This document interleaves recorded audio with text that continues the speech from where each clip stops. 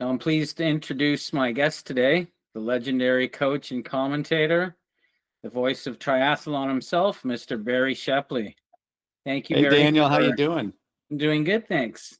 Just want to Awesome. say thank you for joining today and agreeing to share your story. Well, you can tell by my clothing that it's those minus 25-degree days where inside and outside are cool. And when you have two border collies that want to go outside about every 45 minutes, I pretty much just leave my coat and hat and get ready for the next trip outdoors. It's damn cold down here too. It is. Yeah. So let's see. So I mentioned at the onset, legendary coaching commentator. You've been nearly coaching now for 40 years, over 40 years commentating.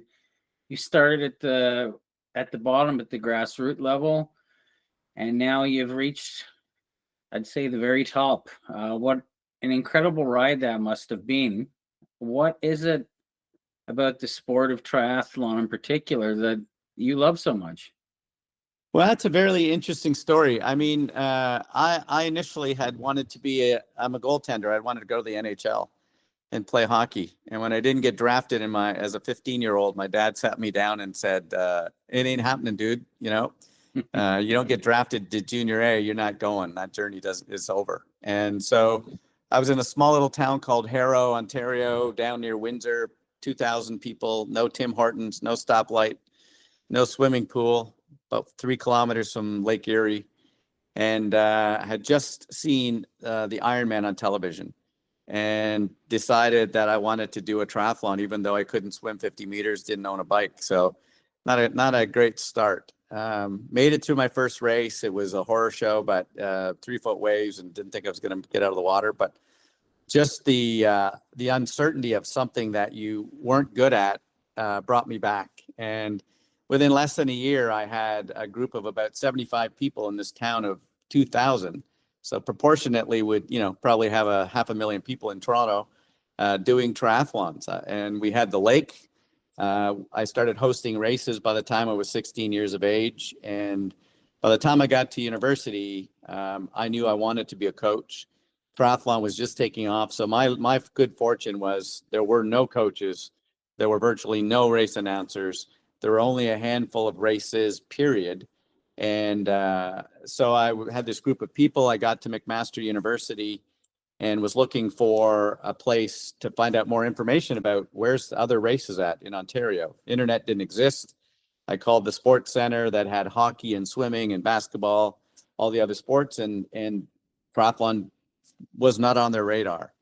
And I was taking an admin course with an amazing man named Dr. Frank Hayden, who was the man who started the Special Olympics, like a legend. So lucky to be in his presence. And he challenged me that he would give me my credit, my course, if I wrote a paper on how to start a triathlon association. So I did, and we put it into the government, and government being government, they slept on it, didn't do anything. And so a few months later, not far from where you live right now, we went to the Burlington Cultural Arts Building and called every person in Ontario who remotely was interested in triathlon and said, come to this meeting. And when the meeting ended, we had formed the Ontario Triathlon Association. I was its first president. And within weeks, we started to create a newsletter and a database. And when you called the hotline, you're actually calling my university residence room.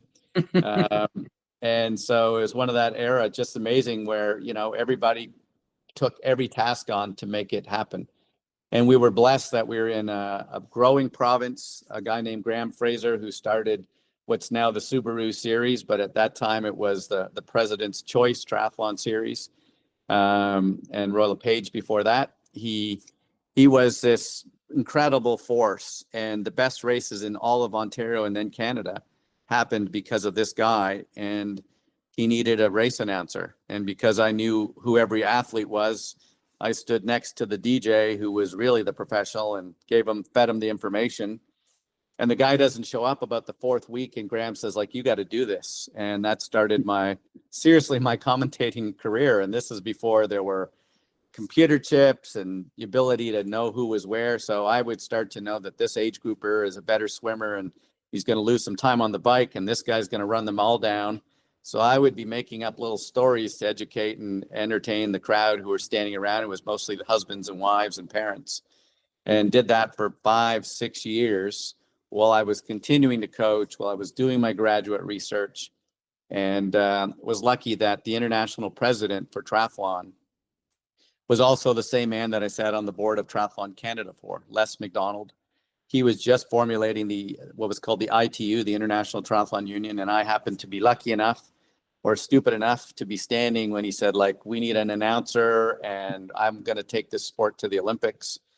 And so my international announcing career began because of this man, but it literally started in Grimsby, Ontario, announcing Graham Fraser's, first race. And over time, I was able to just make one step to the next step.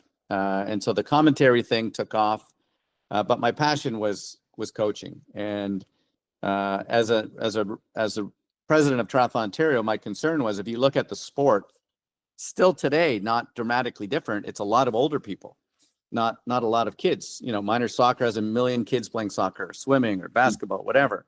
Our pyramid was upside down. We had few kids and lots of older people. So I stole. I don't have any concern saying that word. Iron Man. I'm working on the assembly line at Chrysler in Windsor in like 1986, and I'm like, kids of steel, Iron Man, kids of steel. So I came up with the idea, got into a boardroom, convinced the president of the company to fund my Kids of Steel series. And within a year, we had 35 races across Canada, from Newfoundland to Whistler to Calgary to downtown Toronto. We shut down literally, Queen's Park Circle to host a Kids of Steel race coming out of University of Toronto and Hardhouse, So it was amazing growth period. And in that very first summer, this little 12-year-old kid who lived in Kingston went up to his friend's cottage in Sharbot Lake to do his first ever Kids of Steel triathlon. And that 12-year-old kid was Simon Whitfield, who, spent the next 13 years on and off in my life. And in September of 2000, triathlon made its debut at the Olympic Games. We were roommates, and insanity to the utmost proportion occurred when, a kid who had never won a big race internationally crossed the line to win the first ever gold medal in triathlon. Still had 3 more Olympics after that. He was dynamic, charismatic, you name it, and a special athlete. And so he took Canada and dragged people like myself up the food chain because of his, personality, his win, and his energy.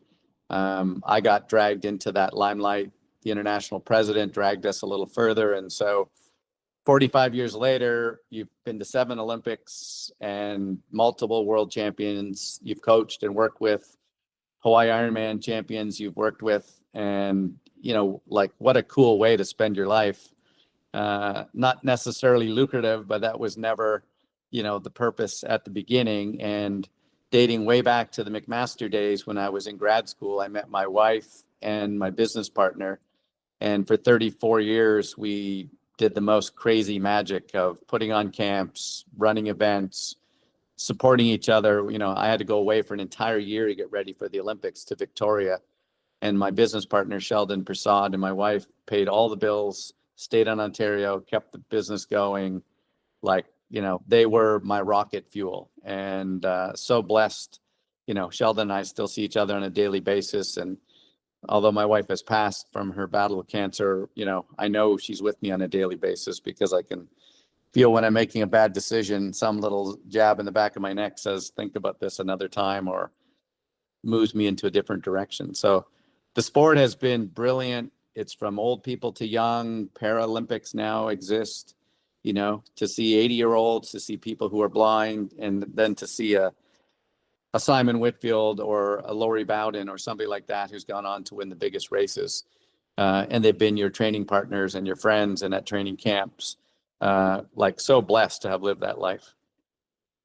You were the head coach for the Canadian Olympic team in Sydney, right? Yeah, so I was national coach from 91 to 2001, first Olympic coach in 2000. Simon and I have worked on and off from the time he was 12 years of age. came to camps. I ran in Arizona or in Texas, actually, during his era, Collingwood, right across the country. Went off to Australia. He did his grade 11 and 12 in Sydney. His dad is an Aussie and his mom's a Canadian. Both parents are Canadians, but his dad was born in Australia. So they let him go and do his grade 11 and 12 there. And I thought, we've lost him. Like the Olympics had now been selected to be in Sydney, 12 kilometers from his grades, from the Knox Grammar School where he was going to grade 11 and 12. They've got more money in the sport. They've got sun, the best beaches. Like, why the hell would you come back to Canada with no funding and snow when you could have raced for the Australians? So we were so blessed, but he just felt like he was a Canadian, wanted to prove that Canada can do more than just ice hockey. And, he changed the landscape for sure. So does it ever feel surreal? You've been, I think you said 7 now. Do you ever have moments where you just can't sleep the night before? Oh, everyone. I mean, each time I go, I am the luckiest dude in the world. And, there's a story around the Sydney Olympics, which you can imagine. My wife, who's paid the bills, driven Simon halfway around the country a dozen times, put him up in our house. We can't get any tickets for the men's triathlon. Literally, it's sold out a year in advance. So my wife and her mother and aunt, and there was 4 of them, her mom and her aunt. So the 4 of them were going to just stand on the side of the road with the 500,000 other people, faces painted, no drama. They weren't upset. And I kept saying, I'm going to get a ticket. And she kept going, you're a dreamer, but keep trying. At 6 o'clock in the morning of the day of the race, still no ticket. And I made her promise the night before she would go to this little hotel right near the Sydney Opera House on Macquarie Street and promise me I promise it. She knows there's no ticket to Brett. She promised. And literally 90 minutes before the race started, a woman comes up to me and said, I have an envelope with a ticket for the event. This delegate never showed up. It's going to get wasted. Could you use it? I heard you need it. And I had been up to $1,000 I was prepared to offer for a $40 face value ticket. Anyway, I take the envelope, I run over, and just before I hand it into the front desk, I'm like, I need to open this thing because maybe I'm getting, pranked here. It's Olympic Day. Somebody knows I need this, way to throw me off my game. Anyway, I open the envelope and there are 4 VIP tickets sitting 20 feet from the finishing line. And when they sit down in the stands, my wife is sitting right next to Simon Whitfield's mother, who, 2 hours later is losing her bird because her son just won, the gold medal. And we only won 3 gold medals in Sydney in 2000. Simon's medal, a tennis medal, and a wrestling medal. So it was 7 more days before we win another gold. So that started a journey of, I cannot believe it. To this day, I was in Paris, doing the games, and historic, beautiful city, incredible racing. So I never take it for granted. I start off each morning, realizing how fortunate I am. And if I can inspire one person through the commentary or help another kid get started or help raise money for a bicycle, that's 1/90th of what I owe back to the system of how lucky I've been. So, I've been blessed and I still have the energy and desire to continue to contribute. So you've coached countless athletes to victory on some of the biggest stages in the world. Obviously, Simon Whitfield is one of the standout memories you have. Are there any other performances that stand out for you as special or? Yeah, you know what? Some of them that be names that wouldn't necessarily mean anything to somebody because they were a new person, got started, overcame 30 pounds of weight loss, and that kind of thing. But a person who I think you've spoken to is Bob Nucky, who still is dealing with cancer. He was mid-50s when I met him, 55, just retiring from school teaching, had been an outstanding long distance runner all his life, didn't know how to swim, didn't own a bicycle. And I know that runners who keep running eventually get injured.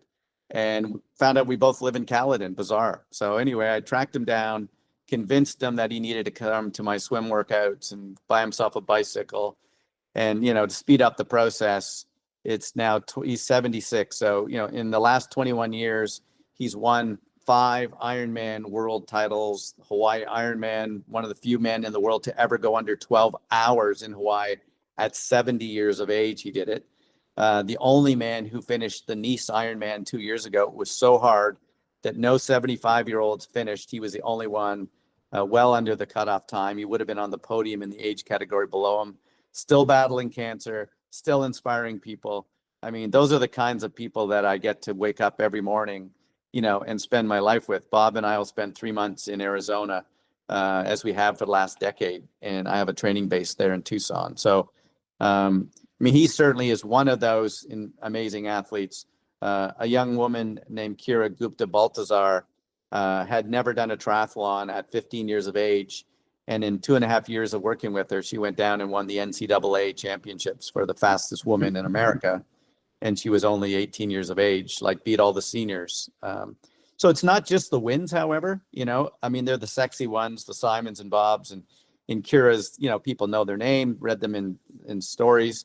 Lionel Sanders is an athlete that I literally coached in high school. He was a runner. We come from the same town, that little town I talked about in 2000. Amazingly, Lionel Sanders went to my same high school, 450 people. And his running coach called me and said, look, there's a kid that I don't know how to coach. Can you help me? And so I would send the workouts to Dale Larson, his track coach. He would execute them. I met Lionel at OFSA, the provincial championships, and I was expecting to see like an ectomorphic runner based on these fast times. And I see this guy who's got some muscle on him, looks like he might play rugby or soccer or something that wasn't distance running, and realized what an incredible engine he had. He went through a very dark period of time when he got mixed up with drugs, and literally after 1.5 years of being away from the rest of the world, he literally was just in a drug den. He literally had lost all of his fitness, all of his body muscle. He was delusional, and literally on the last couple of nights was about to kill himself. He had a chain around his neck. He was going to hang himself. And he had the courage to come down because he thought, when they find me, they're going to think that my parents did something wrong. And the only thing that happened was I met bad dudes and got addicted to drugs. And so he weaned himself off. He decided he was going to try a triathlon, which I'd always bugged him to do. Went and did an Ironman in the States, just over 10 hours with no swimming background, no bicycle, just toughness. And I tracked him down after I saw his result and said, look, why don't you come up and see me? Came, spent a weekend in Caledon, met all of my elite guys, and we got him into McMaster University. I brought him to Arizona, got him equipment. Within 16 months, he had won the biggest half Ironman race in Canada. Within 3 years, he came second at the Hawaii Ironman. And now he's a full-time professional. He's got a YouTube channel, a boatload of sponsors, thousands of people who follow him weekly. He's married with a lovely son, Levi, and they live about 5 kilometers from me in Tucson. So, to watch those journeys and to know that sport can be a healing thing for some people, it can be a social thing for some people. And so I'm not always stuck that when I get involved with you, that it has to be high performance. In some cases, I go, hey, you're running a new business. You got 2 young kids. Why don't you just get out twice a week and swim and run with us and burn some calories until your life has some more time to be able to apply to it. So I've got an athlete right now who just called me. I coached her 12 years ago to a bronze medal at the Hawaii Ironman. She had 5 kids and was raising them on her own, and just literally, life was going to be too busy. So she spent a decade raising her kids, and now she's in her mid-50s. She's calling me, and the burn is still there. So I've got her on her first 2 weeks of training back, and I have no doubt in 2 years we'll see her, back at the Hawaii Ironman at some point. So you spent 25 years doing TV commentary with some of the best triathletes with the ITU. Who was your favorite person to interview? That's a good question. I would say less about interviewing and more about commentating. I just happened to be lucky that I struck maybe the greatest era of the sport. Simon Whitfield was blending into Spaniard Javier Gomez, who became an 8-time world champion, who was blending into the Brownlee brothers, Alistair and Johnny, who both have now 5 medals, 2 golds at the Olympic Games. And that bunch. Simon started it, and the Brownlees kind of were the tail end of it. To be able to announce that dozen years of like these incredibly special athletes who respected each other with the utmost respect, but would literally cut off the other guy's arm to beat them. I mean, they were warriors. Some of the great battles. I mean, when I look back on YouTube and see some of the calls that I made, and I can close my eyes and picture myself like sitting in the booth watching this, 500 meters to go, 250,000 people at Hyde Park in London, you know, Alistair Brownlee and Javier Gomez side by side, the crowd going crazy, you know, they're hitting the blue carpet. Nobody still knows who's going to make it happen, et cetera. So I got goosebumps right now, just closing my eyes thinking about it. I mean, how crazy, you know, I would have loved first to have been that athlete. And when I picked bowlers for parents, you know, wrong genetics, I got to be as close as I was ever going to be, which is to be right there live commentating, you know. And I get calls still and emails from people who say, man, I remember that call you did 7 years ago. I look at it occasionally when I'm riding my bike in a basement or whatever.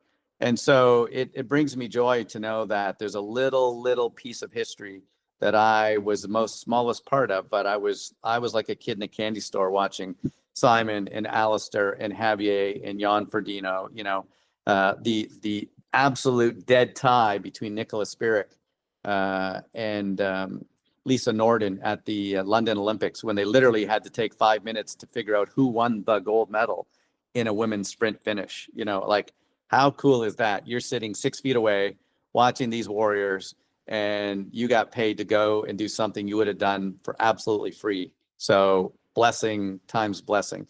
And, you know, the favorite interview, I'm not sure there is one specifically, because when you looked into the eyes of the person who crashed and their sadness, or you looked into the eyes of the person who just won the gold medal after 5 years of pressure on Alistair Brownlee, supposed to do it, had to do it, then did it at home. I mean, you can never forget those memories and just see the pure emotion in their face. So as someone who's done so much for the sport of triathlon, would you say it's experiencing a resurgence? You know what? I think it's at a very different era. I mean, you know, if I go back 25 years ago, many people had never done a triathlon. So there was this cool buzz to be able to be the guy in the office who did one. And you went in and you did a triathlon. Obviously, immediately when you said triathlon, naive people all thought Ironman. Oh, you did one of those? How could you do one of those? It was at Guelph Lake. It wasn't the Ironman. But more and more people did one, and then did several, and then it was part of their lifestyle.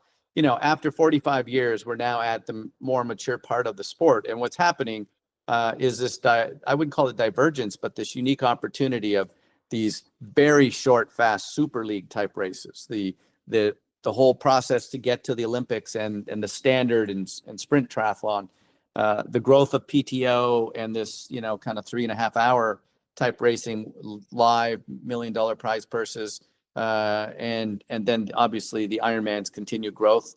And eventually the biggest thing that I think they did was the growth of 70.3. Way more people will do a 70.3 race in a year than an Ironman. So to be able to say I could move anywhere up or down that process, you know, I could start at a super sprint and stay at that for 5 years and maybe one day do an Olympic or a half, or I could go up to an Ironman and then my life gets busy or my knees get sore and I come back down and do sprints or Olympic distance or the, you know, aqua bike. So some very, very amazing race directors around the world.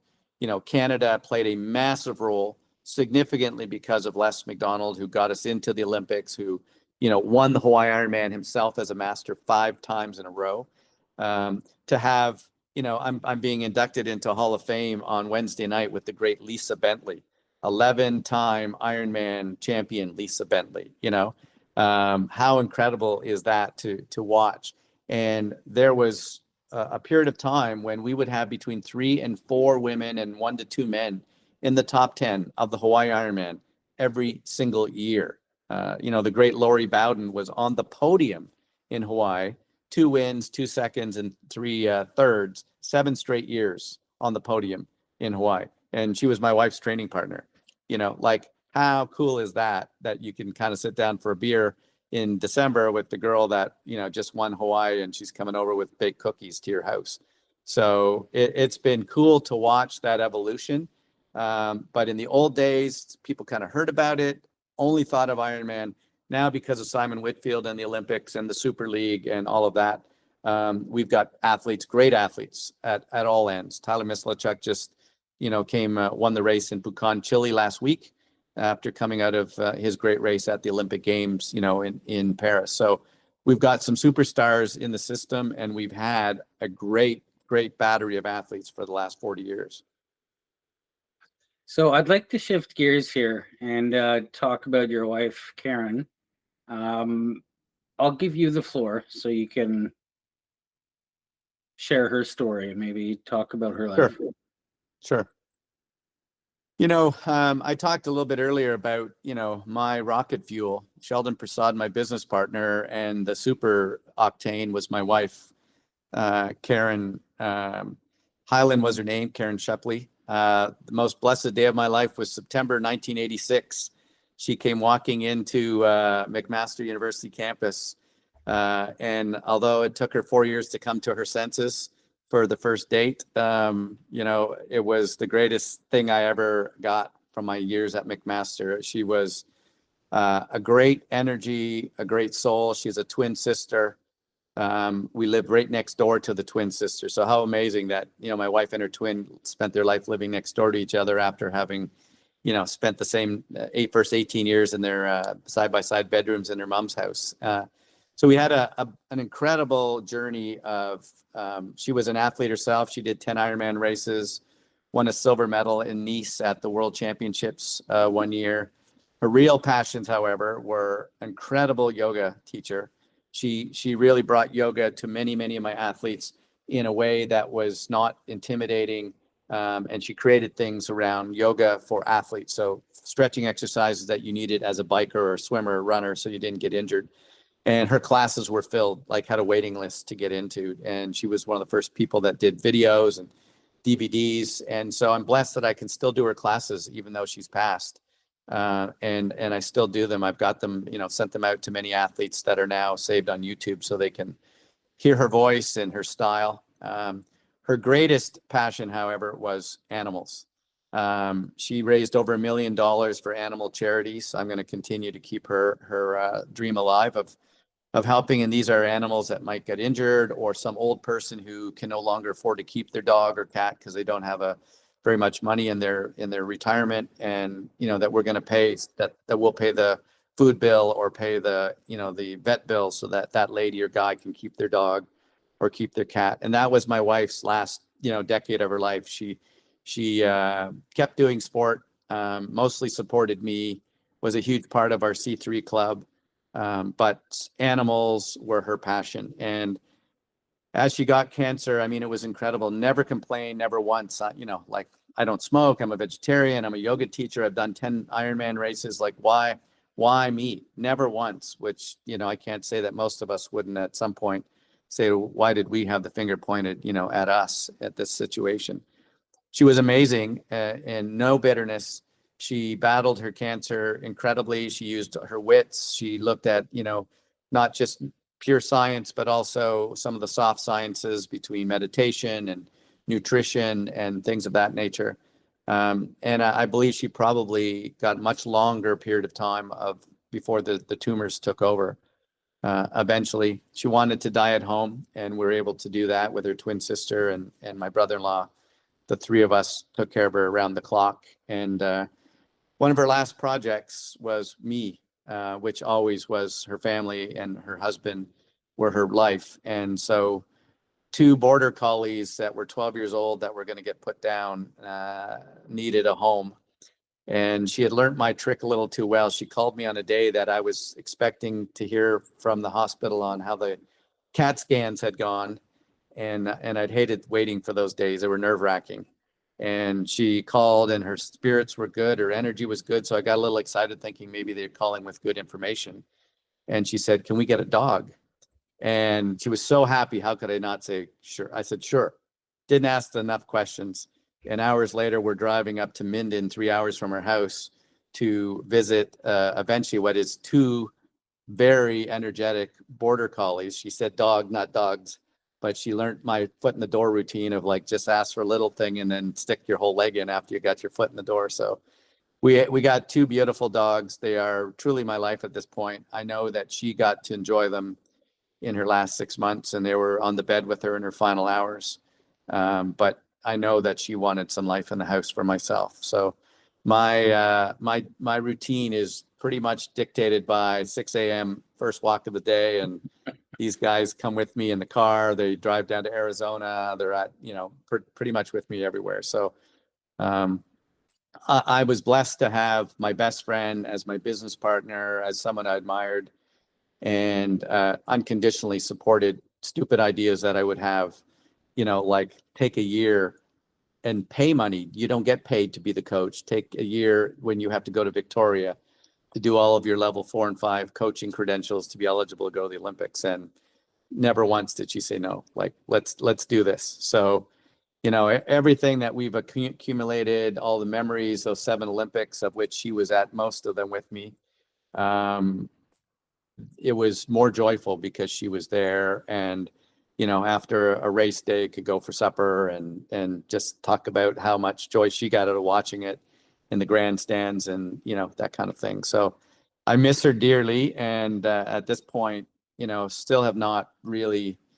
I mean, every day you heal a little, but there's a hole that you'll never fill. And I'm blessed to have her twin sister next door, and her teammates and my C3 teammates have just been a blessing. Like, for the last 18 months, they've been there. Never, if they see me having a bad day, someone's pulling me up by my socks. And I think having a purpose each day has been helpful. So her fundraising for her charity, me continuing to help athletes, and taking care of my 2 dogs have given me a purpose each morning.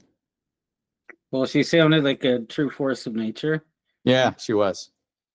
You mentioned she was involved with your C3 club. Do you want to talk a little bit about C3 and just that whole that process? Way back in 1994, when I was at the World Championships in New Zealand, I saw all these little tiny surf huts up and down the ocean, and there were 50, 100, 200 people who belonged to a little club. And I started asking questions, and I realized, this was New Zealand, 4 million people. How were they so competitive? Well, these little hubs of people would throw some money into a pot and support a couple of kids with a new board or a new bicycle or whatever the sport may be. And when I came back in 94, I decided I was going to use that model, and I created C3 the next year, 1995, with a dozen great friends at McMaster. We all threw a couple $100 in to incorporate a nonprofit. And our sole purpose was to allow some old farts to burn some calories, but mostly to raise some money to help some young athletes with an airline ticket, a bicycle, a massage, a hotel room, whatever the case may be. And through that, we're just literally, this is our 30th anniversary this year. Caron was instrumental from day one in being a big part of that. But many, many board members, club members, people who donated money, donated bicycles, donated, you can't imagine, to get, help a Simon Whitfield, help a Kyle Jones, help an Andrew York, all going to the Olympics, and including helping older master athletes like a Bob Nucky. So the club kind of followed Caron and I wherever we moved, from Hamilton initially and eventually to Caledon. And one of the big problems we had in Caledon was we had great pools, great roads, trails to run on. There was no place to open water swim. And these retired sand quarries, where gravel and sand would have come for 75 years to build roads and hospitals and basements, they were literally all over the area. And one of my athletes, his dad was golfing with the president of James Dick, and said, my son's coach is looking for a place for the kids to swim. So he said, why don't you come out and look at one of my quarries that are retired on Highway 10, just north of Brampton in Caledon. And so I went, I'm like, oh my God, 4 kilometers of literally drinking water. I mean, it's 4 kilometers circumference. It's 25 feet deep because they took all the gravel and stuff out. It's clean. There's no weeds. It's spring fed. It was amazing. And so I begged him. We had to go through a long process to get insurance and all of the, all the things you can imagine, due diligence, et cetera. And so for the first 2 or 3 years, 8 hours a week, I would open the gate. My athletes would come in. We would swim, close the gate, big sign, do not enter, trespassing. And over time, parents would say, I have a young son or a daughter who'd like to learn how to swim. I have a paddle board. Could we? And back to my foot in the door, I got 8 hours. That is now almost 100 hours a week, 6 a.m. in the morning till 8 at night. We're staffed. We have 25 paddle boards. We have 3 beach volleyball courts. We have a BMX track for kids. We have a weight room. We have a 500-meter long beach. We have now the Caron Shepley Dog Park, where they have their own actual sand, water, trees, grass. Incredible. And so this is now, I call it a poor man's tennis club. You buy a little membership and you and your family can come and swim and paddle. And, I can name you 5 or 6 Olympic athletes who've done their training in that quarry. So it's incredible, but it's in the old days, it was a 90% high performance, 10%, mom and her 2 kids. And now it's 80-20, where 80% are families who come and paddle and swim and have no desire to be world-class anything other than world-class fun. And the other 20% are, pros and age groupers who come in and train there. So we've been so blessed. It's proximity to Toronto. It's incredible water quality. The C3 Club have continued to upgrade. We adding this year a whole waterfront, the big kind of trampoline things you jump off in the water and whatever, lane ropes, paddle boards. We have paddleboard races, swim races. We've held triathlons there, a big weight room. It's like a intramural place for moms and dads and their kids. And it's absolutely spectacular. We have a live band playing every Sunday. When one of Canada's medalists came home from Caledon, Alicia Newman won the bronze medal at the Olympic Games in pole vault, and she lives in town. We had her celebration party on the beach with 400 people and, CBC coming out to get pictures. So it's just an awesome place of celebration. And now in the winter, it's turned into a winter haven. So last weekend we had Winterfest. We had hockey games going on the frozen ice. We had cross country skiing and snowshoeing, the world's greatest toboggan hill. We even dug a very, very polar bear dip. The ice was 16 inches deep. We had a chainsaw to cut a hole, and 15 or 16 people did the polar bear dip, into it as well. So it's such a fun place to know that families literally are smiling when they drive through the front gates, because their pressures or ugliness of the day or the week go away, and they're there for a paddleboard class or bring their dog or come and play some beach volleyball. So it's now far, far, far from being an Olympic triathlon training venue. It's about 20% of those people have a desire to do something fast and impressive, and the other 80% are what I want them to be: active, living people who bring their kids and have a barbecue and listen to live music and get outside. They're not sitting in front of a television set. It's wonderful. Yeah, it's truly awesome. And, for me, the Caron Shepley Dog Park, we didn't know if people would be interested. There are over 100 families that have bought memberships just because of the dog park, literally. To see dogs, on a hot day, they would have been in the backyard, overheating. Now they're jumping into the water. We have it all laned ropes, so they have their own space. They're not getting into the space of the kids who are playing over on the other side of the beach, and kids aren't getting into their area. And their families that come and spend the afternoon there with their dogs, and the dogs, enjoying the beach. And so, I know that of all the things we did there, this will be one of my wife's biggest joys, because she loved animals, and to know that they can come and have their own place at that quarry while someone else is paddleboarding is awesome. So you've said coaching and broadcasting are occupations you don't really have to retire from. So what's next for you? Yeah, you know what? I had a different vision of what my life would be like in the next decade. And when you lose your best friend and partner, that all changes, immediately. What I do know is that because of my passion for sport and my wife's charity, I will never be bored. I will never run out of tasks. I'll never run out of fundraising I need to help another kid with, get a bicycle or access them to a coach or introduce them to somebody I know in Europe that can put them up for 2 weeks or 3 weeks or whatever.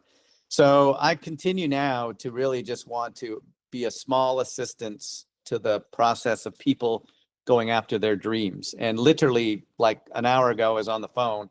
One of my athletes who I worked with for the last 25 years, a great friend, his wife passed of cancer about 6 months before Caron did. And he wanted to do something to honor his wife. He's a brilliant rider. And so we're setting the Guinness World Book of Records. It's literally happened. It started January the 5th in Bangkok. He's riding 30,000 kilometers through 30 countries over 10 months to raise money for cancer.